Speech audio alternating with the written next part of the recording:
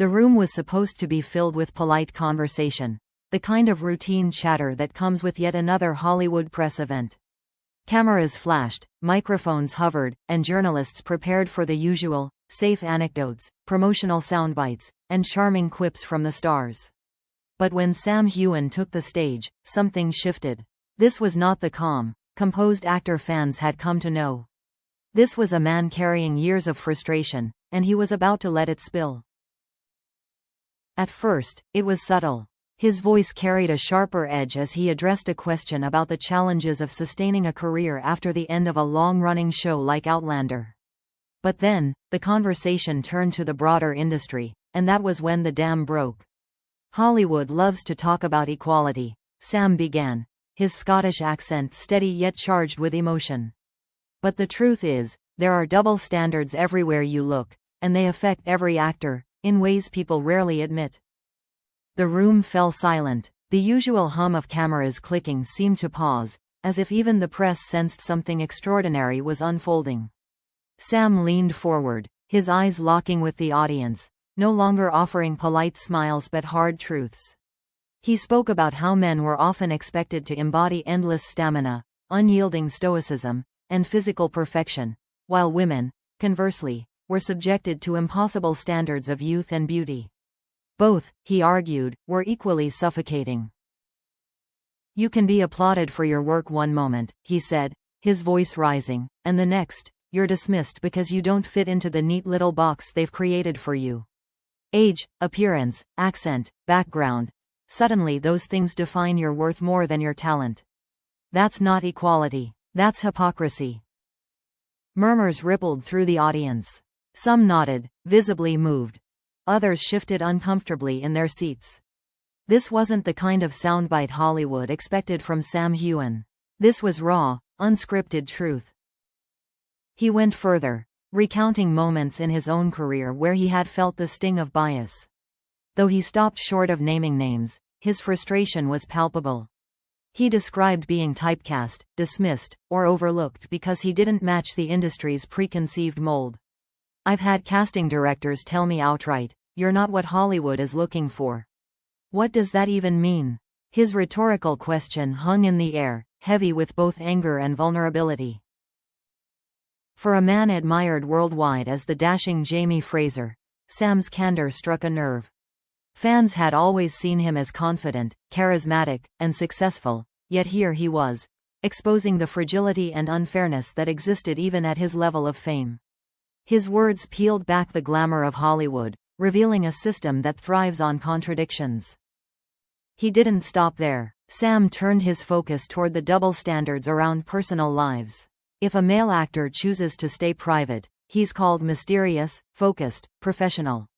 If a female actor does the same, she's accused of being cold, difficult, or hiding something scandalous. How is that fair? Why do we play by two different sets of rules?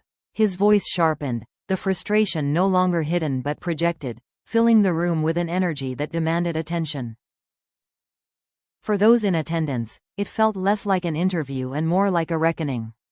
The usually composed star had transformed into a firebrand, challenging the very system that had both elevated and constrained him. Some journalists scribbled furiously, others stared wide-eyed, caught between documenting his words and simply absorbing them. And then came the moment that would echo across headlines. Sam, standing taller, his expression fierce, declared, "I've kept quiet for too long, thinking silence was the professional choice. But silence only protects the system. And I refuse to be complicit anymore." Gasps filled the room. This was no longer just frustration, it was a call to action. The man who had built his career on discipline and discretion had just detonated an explosive truth bomb at the heart of Hollywood. As his words settled, the tension was electric. Fans who would later see clips online described feeling both shocked and proud.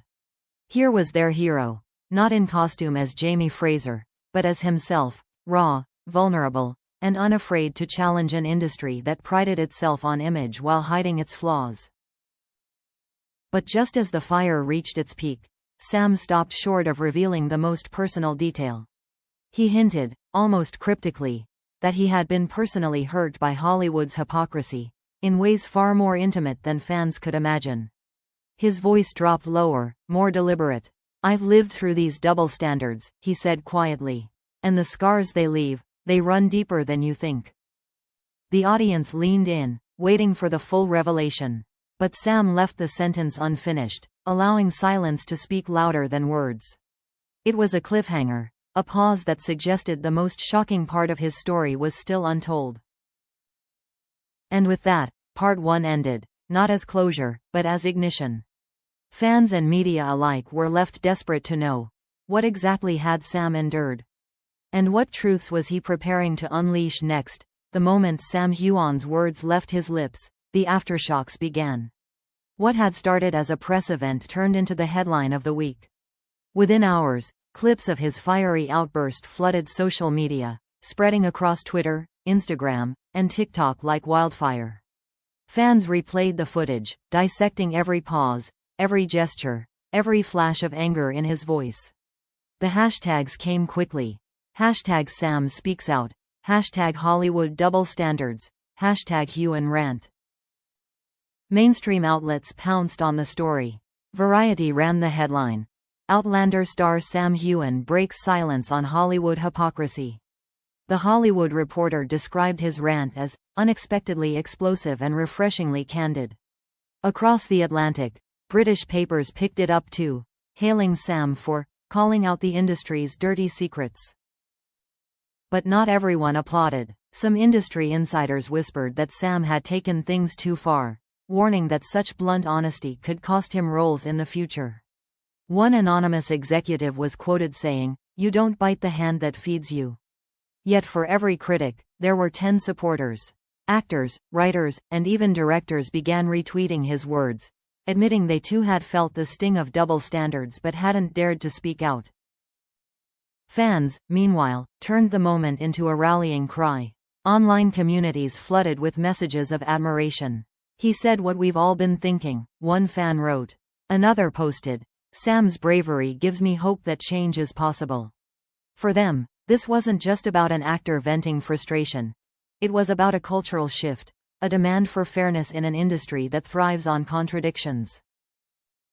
In the days that followed, more details of Sam's grievances emerged. Journalists dug up old interviews where he had sidestepped similar questions, realizing now that the frustration had been simmering for years. Clips resurfaced of him laughing off typecasting comments or deflecting questions about his private life. Seen through the new lens of his rant, those moments looked less like charm and more like survival tactics. What resonated most, however, was his call out of how Hollywood treats actors differently based on gender. Fans highlighted the part where he said, "If a man keeps quiet, he's mysterious. If a woman does the same, she's punished for it." That single quote was shared thousands of times, striking a chord not just with Outlander fans but with women across industries who recognized the double bind. The debate grew louder when prominent female actors weighed in. A well-known actress tweeted, "Sam Heughan is absolutely right. I've lived it every day of my career. Thank you for saying it out loud." Another commented during an interview, "It takes courage to call out hypocrisy when you benefit from the system too." That's what makes his words matter. Sam, for his part, didn't retreat. When reporters pressed him again at a later event, he refused to soften his stance. "I said what I said," he remarked. "If it makes people uncomfortable, maybe it's because the truth usually does." The quiet defiance in his tone only fueled the fire, painting him not as reckless but as resolute. Yet beneath the applause and criticism lingered the unanswered question from his first rant. What personal scars was he hinting at? Fans speculated endlessly. Some believed he was referring to career rejections, times he'd been dismissed for being too Scottish, or not the Hollywood type. Others suspected deeper wounds, tied to how his private life had been scrutinized and sensationalized by tabloids. The mystery of his unfinished sentence gave the story a human edge, a vulnerability that elevated it beyond industry gossip. As the frenzy continued, Sam's words began to ripple outward. Podcasts debated whether Hollywood was finally reaching a breaking point. Opinion pieces called his rant a watershed moment, comparing it to other times when stars had risked careers to speak the truth. One writer summed it up succinctly. Sam Heughan didn't just slam Hollywood, he held up a mirror. For fans, the Rant became part of his legacy. Sam had always embodied strength and romance on screen, but now he had shown a different kind of courage. One that didn't come from scripted lines or choreographed fights, but from vulnerability and honesty. In his refusal to stay silent, he had given his supporters a rallying cry that stretched beyond entertainment.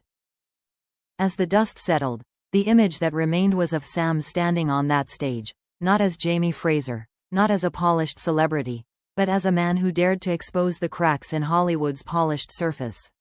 His rant had not solved the double standards overnight, but it had sparked a conversation too powerful to ignore. And perhaps that was the greatest revelation. That sometimes, the most explosive act isn't a battle on screen or a grand performance, but a moment of truth spoken into a world that desperately needs to hear it.